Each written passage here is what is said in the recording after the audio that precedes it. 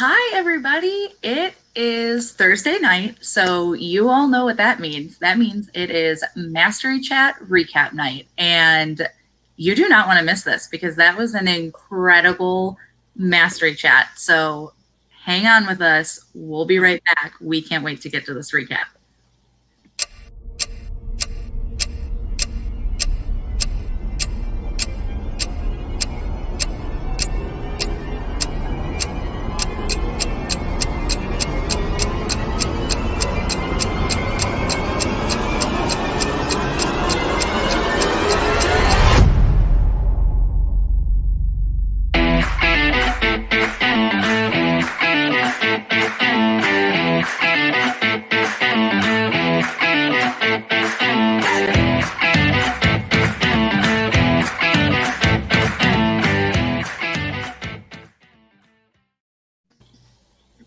Hi, guys. What's going on, Megan? Hi. And Ariel, of course. How are you guys doing? This was crazy. I'm like, I gotta go back. My fingers hurt. I didn't know I needed to stretch before. I need 3 computers here. That was awesome. That really should be a thing. They should like warn you when you sign up for like to moderate Mastery Chat that, you know, sometimes you should really stretch your fingers beforehand because you're going to be going and going and going. Yeah, I had 3 tabs going. It was like, okay, I'm just going to focus on one for now and go back. And I pulled out the stress candy during it. I'm like, I have to eat M&Ms. This is a lot. I love it. Oh my gosh, I love it. We've got a bunch of people joining in the comments. If you're here and you're watching, say hi. Tell us that you're here. We have Livia here with us, of course, as always. She's awesome. I know. I agree. That completely flew by. Like, yeah, there's not too many hour chats, and it was quick. It felt like it was quick. It really did. Well, before we get too far into this, I would love for you guys to introduce yourselves and just tell us, you know, who you are, what you do, and where you're from, in case this was anybody's first time connecting and interacting with you guys. Take it away. So, hi, I'm Ariel Adrian. I'm a middle school literacy specialist on Long Island, New York. I'm also a doctoral student studying literacy, and my topic in my doctoral studies is still a little undecided, but I'm very interested in student agency and student choice. So this topic is really near and dear to my heart. I connected with Matt over the summer through The Walking Ed, and we have never met in person, but you are a person that I feel like I have known my entire life. So it's really a pleasure to be here and to be part of this amazing, very, very awesome PLN. Very expanded. Thanks, and my name is Matt Joseph. I am the Director of Curriculum and Instruction in a school district here in Massachusetts, where I'm from. And again, Ariel and I had a chance to connect, but then we talked at part of the Mentor Roundtable that we do every Sunday night at 8:30 Eastern Time. And this was one of the topics that we talked about on our webisode, and it just resonated with both of us. And it was something that when I put it down to do as a topic, I knew that having a co-moderator would be really helpful. And I know that this was something that she was very into as a topic and has a lot of passion towards it as a teacher and doing the same thing. That's awesome. You guys are incredible. I think that topic it's perfect, I think, in every year, but it was even more perfect now just to continue kind of making that a topic of conversation and making sure that that's really a focus because it needs to be all the time. Oh, yeah. It was one we were talking about that there was a lot of engagement and discussion because it's a topic that carries over whatever platform you're in. If you're fully remote, you need to have that voice. If you're in a hybrid, if you're fully returned, wherever you are as an educator, this agency and this student voice is critical. So it was a topic that I think covered where everybody was included in whatever form they were in. And we need more support in sharing our voices too. I remind myself all the time, we're students through this journey as well. And this year especially, we need support and we need to be able to help each other with navigating how to share our voice and how to take risks during this really challenging time that has gone a lot longer than we thought originally it was going to go. Absolutely. I could not possibly agree more. I think that, and I love that you guys said that too, because I think it's so important. This wasn't a chat where, you know, if you're fully remote, you're going to relate, or if you're hybrid and in person. And it really was reaching out to everyone because there is room for student voice Mm-hmm.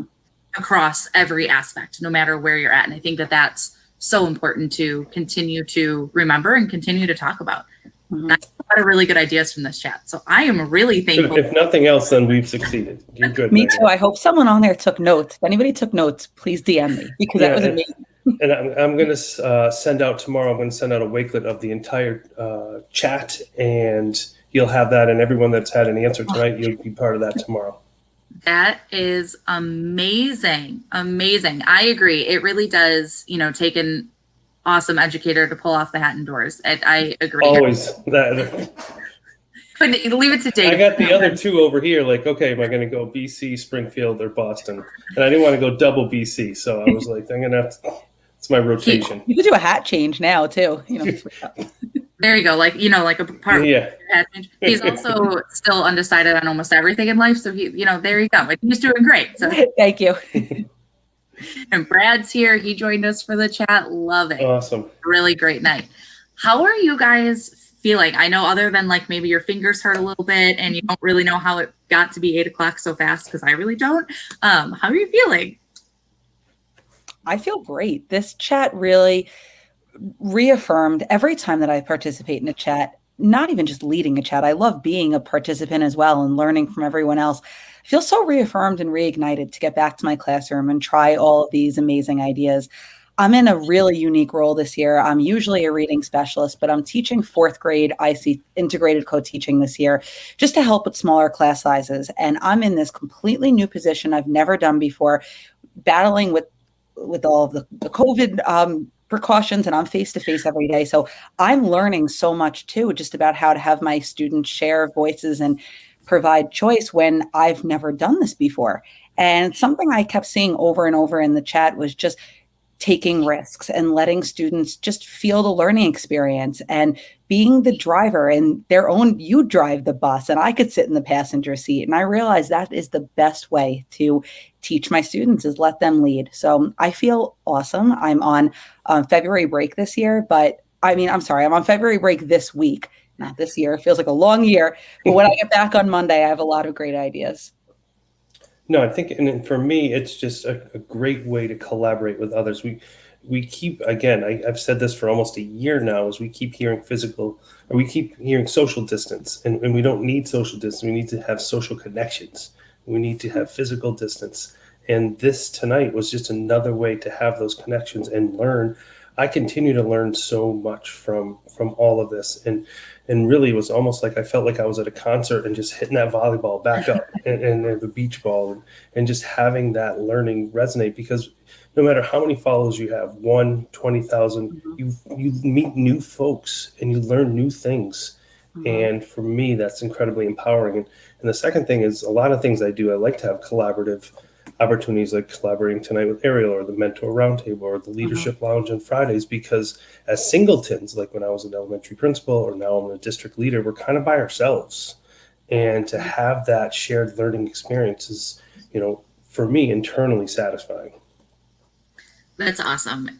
I could not love, when I saw this topic, I was like, yes, I love student voice in my normal classroom. Mm-hmm. I think that, this year is so different and crazy, and we're all learning how to just navigate the year in general. Mm-hmm. And so I think that I got so many new ideas, and I was like reminded of that this really does always need to be a focus for me. It needs to continue to be that focus. And so I love just being able to collaborate and hear all these ideas, because again, especially now, I feel like February is that time. Like, we've just been in this pandemic for so long. Some people are still fully remote, and they may not be going back at all this year. I know we just went back hybrid about a month ago, and it's, that February time, I'm starting to feel a little like, oh, is this ever going to end? We're kind of in a slump. And this was like the chat that I was like, yeah, all right, that's what I needed. I'm ready to go. Like, let's, what can I do from this point forward to continue to bring that student voice into the classroom, because it's so important. Awesome. What? A lot of undecided people here, by the way. Like, you have to have some people. Oh, Andrea, this is my other half, the other ambassador program coordinator with the Teach Better team. So Andrea, just make an answer this evening. Put something in now so that when I send out the Wakelet tomorrow, you'll be included. You get to read all of the awesome chat that was there tonight. I'm so excited for that. I cannot wait to go back. I'm saying I want to go back and like reread. So I'm super excited to be able to kind of go back and look through that. That's going to be awesome. I want to print quotes for my classroom. I feel like there's so many quotable just pieces that I can hang on the wall and show students. It's amazing. Yeah, I agree with that. It is. We kind of talked a little bit about this, but walk me through maybe a little bit more in depth. Like what was the thought process? Because again, with this year that we're having, there are, I feel like, so many pieces of everyone's classroom that maybe aren't happening the way they used to, or, you know, things that might be a struggle for people, or things that are important that we need to keep as a focus. So what was your thinking behind creating this topic and these questions? Well, Matt and I connected through Mentor Roundtable back in August, and we have this webinar that Matt leads, which is incredible. If anyone here hasn't checked it out, please join us on a Sunday. But we have a lot of conversations just about making sure that everyone's voice is heard, especially new educators, which is our focus. But with our students, we have to make sure that through the parameters that we have this year, that our students are being heard and valued and supported. And it is really easy to slip into just being the facilitator in the front of the room because your students are socially distant and, well, physically distant. They're sitting behind plexiglass, they're wearing masks, and they're not sharing their voice. And I'm face-to-face every day. You have people that are fully remote. I hear some really horror stories of students that have their camera screens completely off. It's the teacher just teaching to a blank Google Meet screen, or teachers. I walk past sometimes in the hallway in the beginning of the year, and the students are nervous. They're sitting with masks on and they're not speaking. So how do we actually get these students to share how they're feeling physically through their masks and really emotionally how they're feeling too? So this is a topic that we love talking about. We've had these conversations a lot, and every time we do, they get better and better. And I think that the second piece of that, and that's talking about students when they're in person, the three of us right now are having a very fluid conversation in 3 different states, in 2 different time zones, in just looking at essentially a camera and looking at the two of you. And maybe a year ago, that wouldn't have happened, right? We would have been clunky. We'd be like, you go. No, you go. Me, you're on mute. And I think part of giving those students an opportunity to have that voice is to practice this mode of learning because it's not going away. I mean, obviously, we want all of our kids back. We want to be in front of students and teachers. But there are a lot of things, and we could talk about this for hours, the silver linings of this type of learning where students can learn anytime, anywhere. So having students have a voice and feel comfortable talking to, I'm sitting in front of a monitor with a little bitty camera on the top. That takes practice and time. It really does. And I love that you guys have brought that up. I think that we jumped into this with no practice. It wasn't, like you said, it's not like we were used to this. It's not like we used to just sit down and talk to our computers. So I think as weird and as uncomfortable as it was for us at the beginning, that's how our kids felt. And so I agree, how do we make them, and I think about like, how would I make them feel comfortable in the classroom? It took me a really long time to be like, no, I can still build all these relationships through a computer. At first I was like, can I really? But you can, and you can still bring out that voice. You can still make them feel comfortable. You can still have conversations with them, and they need it. Whether in person, whether they're fully remote, whether you're, going to meet them or not this year, they really, really, they need that. They need that communication. They need that connection with you.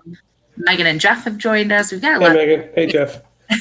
Jeff's going to get sick of me today. He seems like we've been chatting all day. That's good. He hasn't gotten sick of me yet, so I think you're good. All right, good. At least he hasn't started ignoring me yet, so we're good. Yeah. So what do you guys, that being said, do you feel like, and I know my answer to this, but do you feel like everyone kind of walked away with what you were hoping that they would walk away with?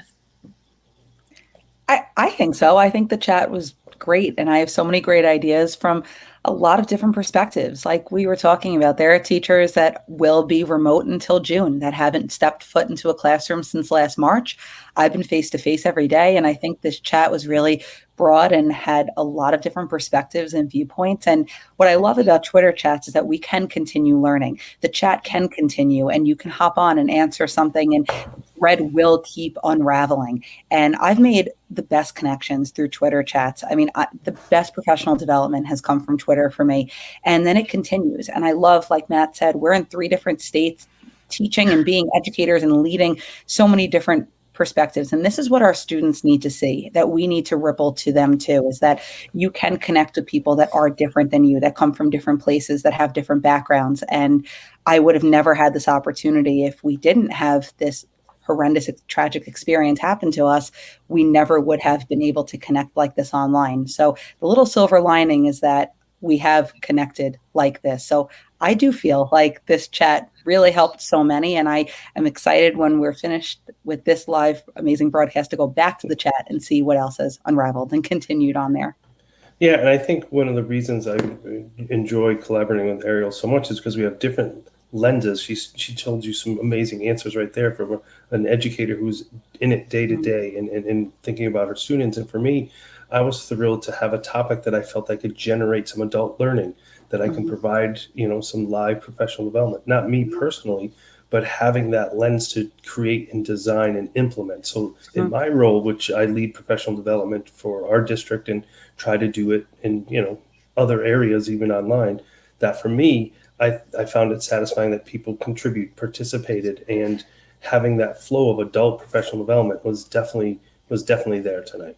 Really, when will we ever have this opportunity? Now we will continue in the future, but any conference that I've gone to, it's very specific based on your discipline area or what you do every day. And I've never really connected before this with a variety of different roles in education, like administrators and teachers and teacher learners too. There was a few student teachers that I saw that popped in, or students that were learning to become teachers and retired teachers. And I love this. I love hearing and learning from so many different people. And I just see some of the chat popping up, like using Zoom before COVID. And I've never really used it before. So before this, like you were right, this is such a weird experience before this all happened to be like, you want to go first. But it's just modeling this for our students and getting used to this so that when we do go back to the classroom, and if you are on Zoom or on Google Meet every day, your students get used to it's okay if you interrupt someone. It's your turn, not a big deal.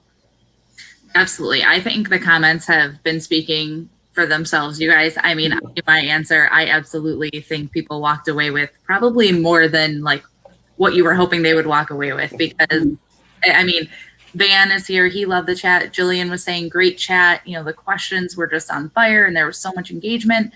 And it's true. There was just so many phenomenal ideas and conversations happening that, people are going to be able to go back and really implement those in their classroom. And kind of, we still have, how many months left, whether you're remote, right? Who knows what you are. Sometimes you might be doing both at one, Yeah, the year's going so fast and slow at the same time. Yeah, you never know. But I absolutely think people walked away with so much more. Awesome. I would really love to ask you guys one of your questions. One or two, we'll see. One of the questions I really, really, really enjoyed. And I enjoyed it because as I was kind of thinking of my answer, I was like, I'm interested as to how other people would describe it. So you asked, how would you describe student voice and learner agency? And again, I love it because I think that there are some people that think that, like, I don't know, student voice has to be like this big, massive thing that you plan for, and they're maybe not ready to tackle it. And I think that I was super interested to see that, but I would love to hear your answers. Take it away. Now I'll jump in. Sure.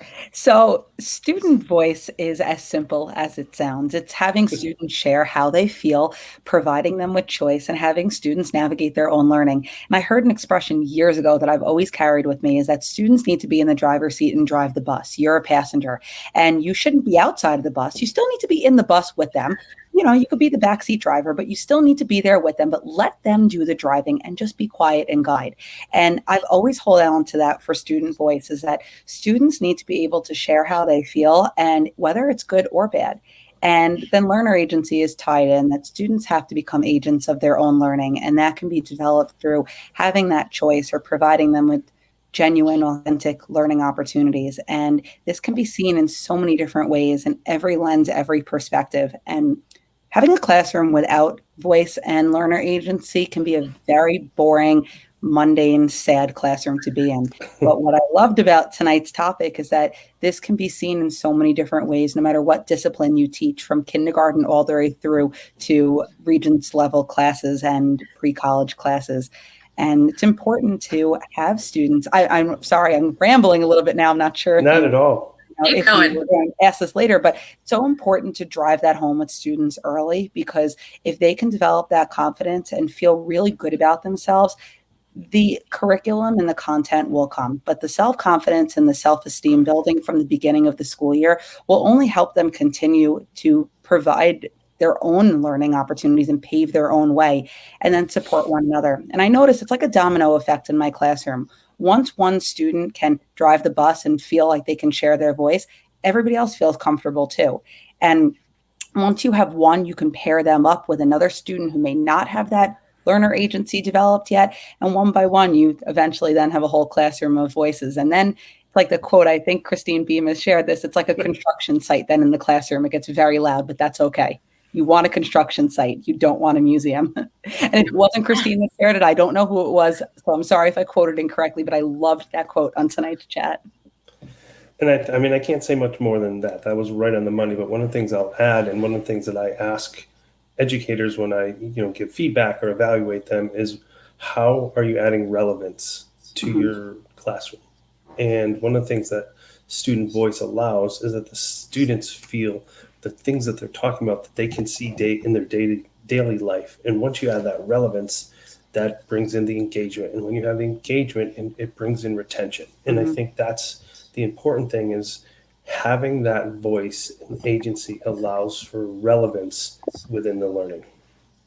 I have loved everything you said. If you could just write down everything you said so I can just keep reading it.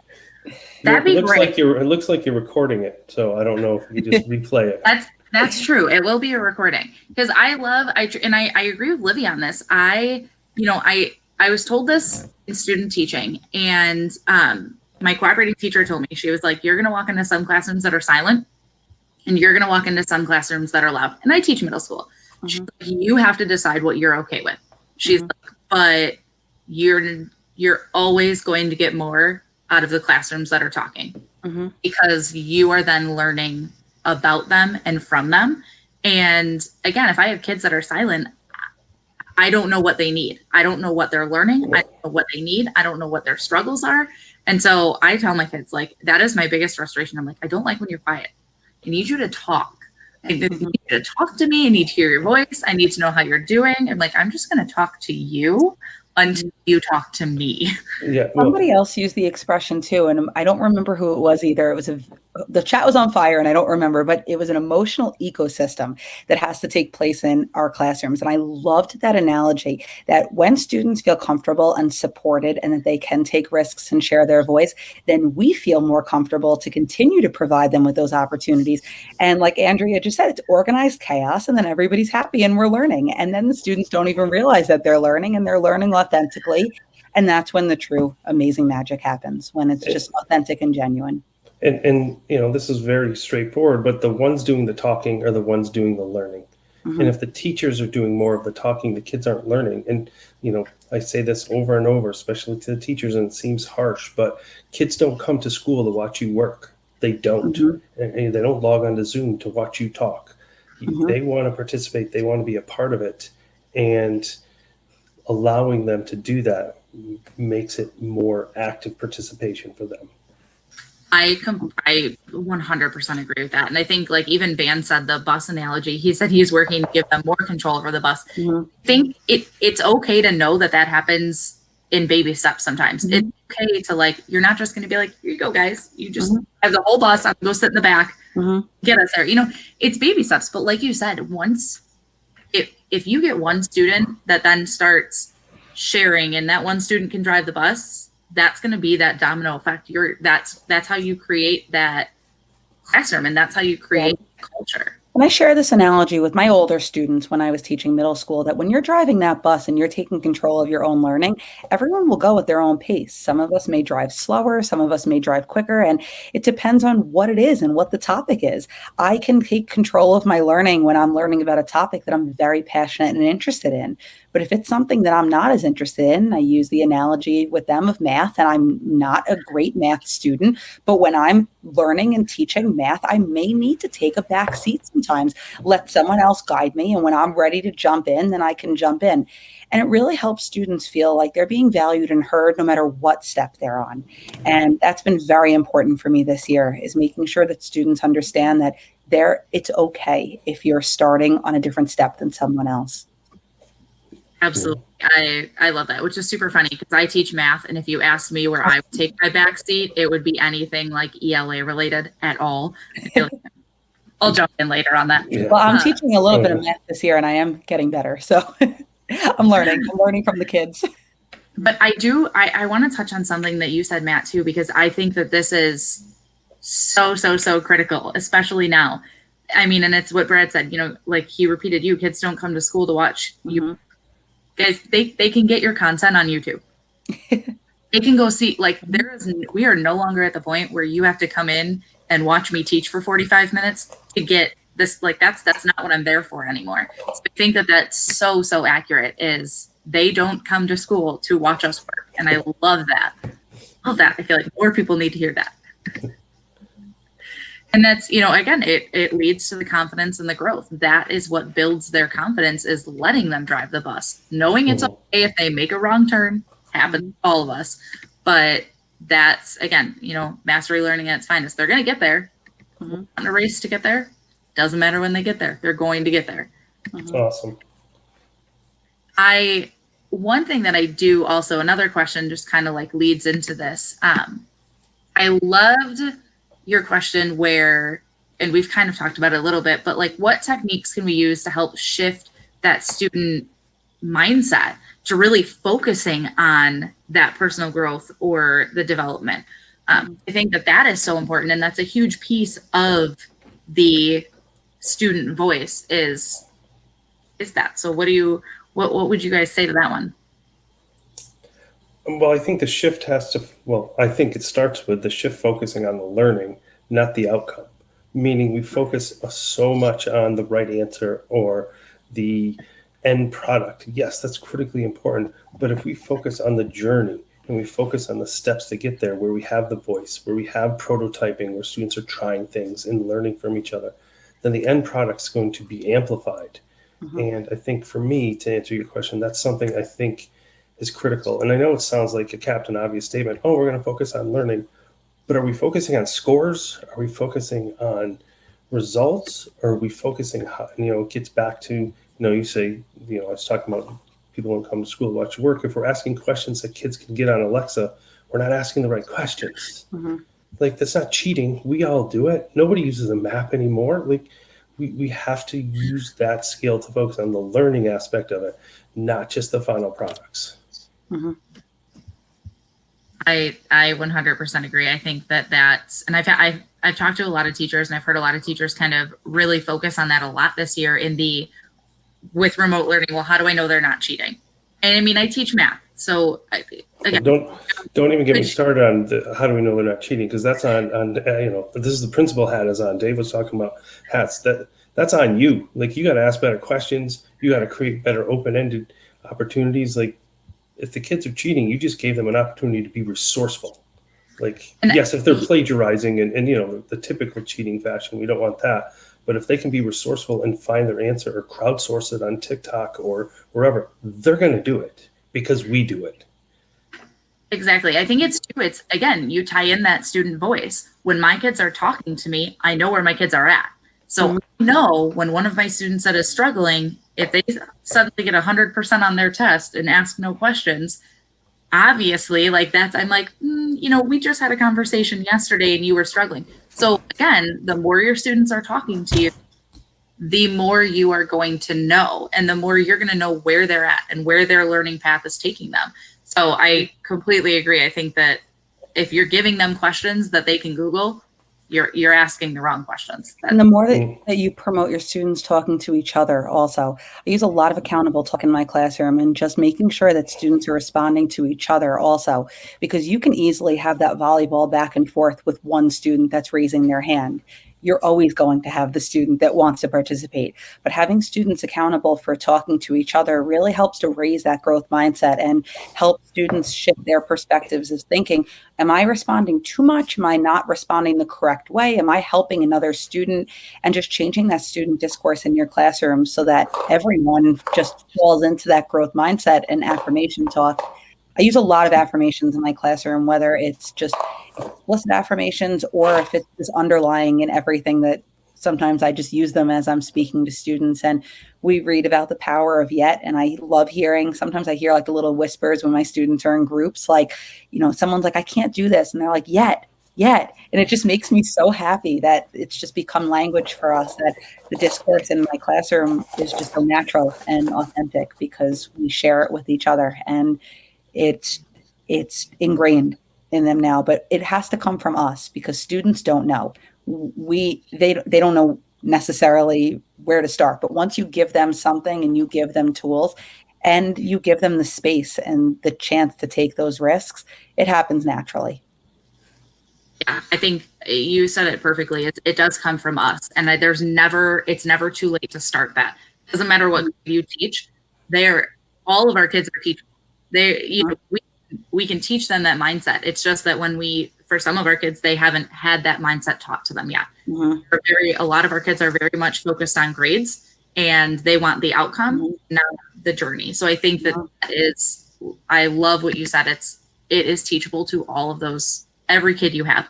And when you hear them saying that word yet, somebody had put that in the chat, I don't remember what it was. And I was like, yes, that's like my favorite word. It's not, you can't do this. It's just, you can't do it yet. It's okay. Like that's fine. You're on. Right. It's cool. Yeah. Awesome. Thank you, Megan, for having us for sure. This chat I thought Mastery Chat was great. This recap, I think like Mastery Chat was really great. And then the recap was like even better. So next we'll have to meet in person and then it will just be leveled up. It'll be off the charts for sure. Yeah. I am all about that. As long as it's like warmer for you than what it is in Chicago, because I'm not about the like. I don't think the three of us don't have a good option there. We got to go south somewhere. We'll meet in Florida. Perfect. All right, I like it. Awesome. Well, thank you guys so much. The Mastery Chat was absolutely incredible. If you are someone who has commented or is still watching and you didn't participate in Mastery Chat, go back and answer a question, even if it's just your intro. Go do that right now. That way, absolutely. The amazing, which I can't wait for, the amazing Twitter chat as a whole in Wakelet, which is the best thing I've ever heard of. I love it. Awesome. Love it. We'll be out in the morning, promise. You guys are incredible. I'm so happy to have connected with you. Thank you for joining me. Thank you for talking all of it. And thank you all who joined us in the comments and joined us live. We hope that you learned a lot, and we loved reading everything you guys had to share. Sounds good. Thank you. Me too. Thank you so much. Enjoy the rest of your week, everybody. Thank you. Good night, everyone. Good night.